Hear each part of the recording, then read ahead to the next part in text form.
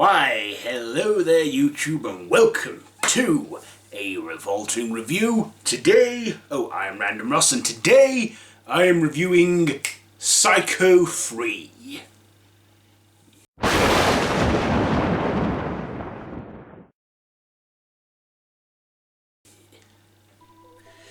So this is the third installment in the Psycho franchise. That was done 3 years after Psycho 2, but 26 years after Psycho 1. But, yeah, here we go, the third film. So this one was written by Charles Edward Pogue, pronouncing that right, and directed by and starring Anthony Perkins. Yeah, Anthony Perkins makes his directorial debut in this film, and up to my knowledge it's the only film he seems to have directed, but yeah, directed by and starring Anthony Perkins. But it also stars Diana Scarwood, Jeff Fahey or something, and Roberta Maxwell. So in this one, not long after Psycho 2, so it's still like set in 1982, Norman works at the Bates Motel where he lives and preserves the corpse of Emma Spool, his real mother, the waitress from the diner who told him she's his mother. And he's sort of more or less back to his ways, but hasn't really killed since.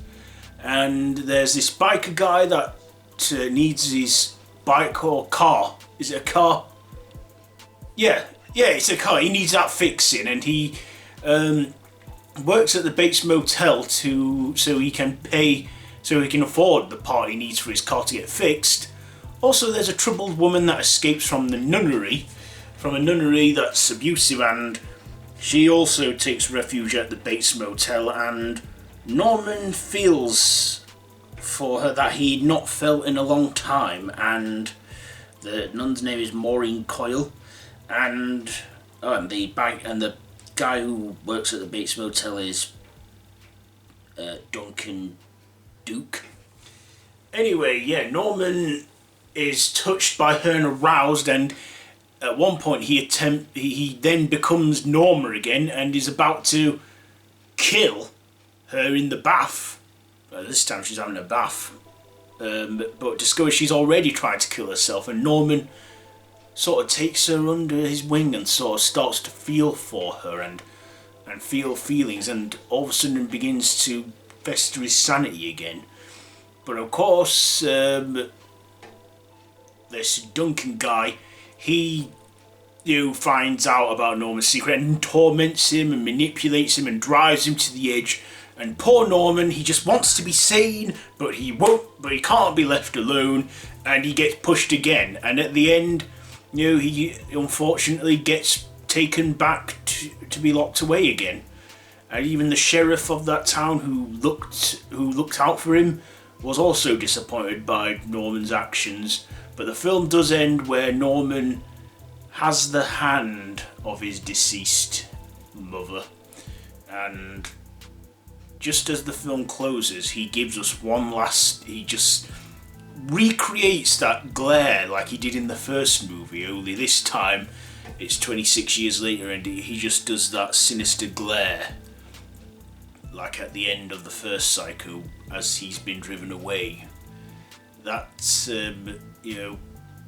that I feel wasn't as effective second time round, as it were, from the first film.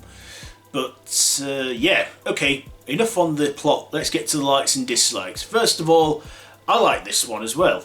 I have to say, the sequels aren't bad in Psycho. The fourth film and the remake, we'll get to those two eventually. But yes, yeah, I liked this one. I like the story. I like that we got a character that Norman was about to kill, but actually, starts to feel for. And unfortunately, she died as she stumbled down the stairs, which was sad for Norman. But yeah, again, I feel for Norman in this. Norman, I feel, is still the victim in all this. He wants to be sane, he wants to be normal, he doesn't want to be that person anymore. But there are people out there that just won't let him be.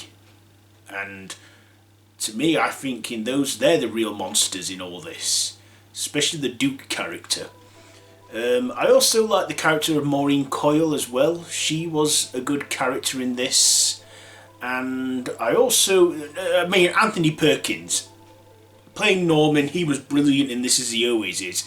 This is the only role I know him for, but I know he's been in so many more films than just the Psycho films.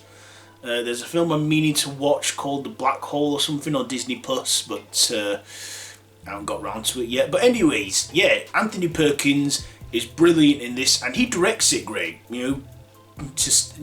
Starring and directing in this film, and with him playing the character twice already, he was familiar with the setting and everything, and all that he was doing.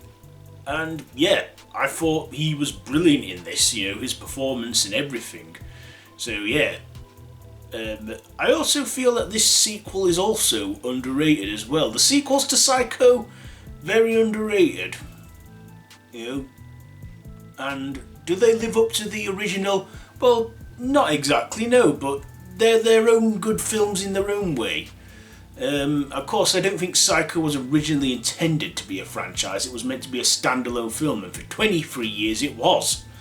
Until they made these sequels, which were good sequels. I don't know if this was as well received as the other two, but still, it was good for me.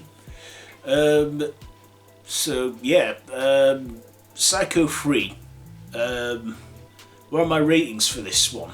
I enjoyed the supporting cast in this too, that were good in this, and the way Norman was still taunted by the dislikes. Do I have anything to dislike? Well, I guess a few errors were that it was a slow opener, but it soon got picked up straight away.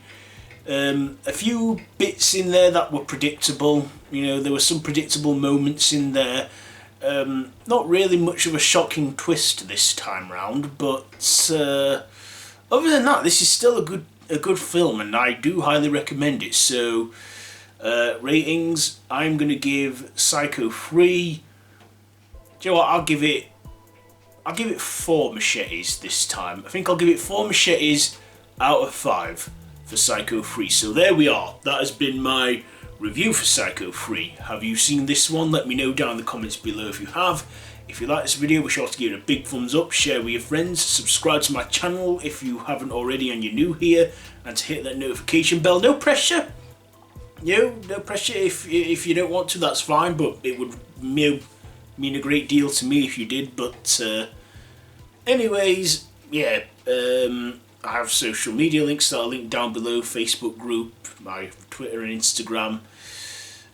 So yeah, that's pretty much it for this one. So as usual, stay safe, and until next time, don't have nightmares.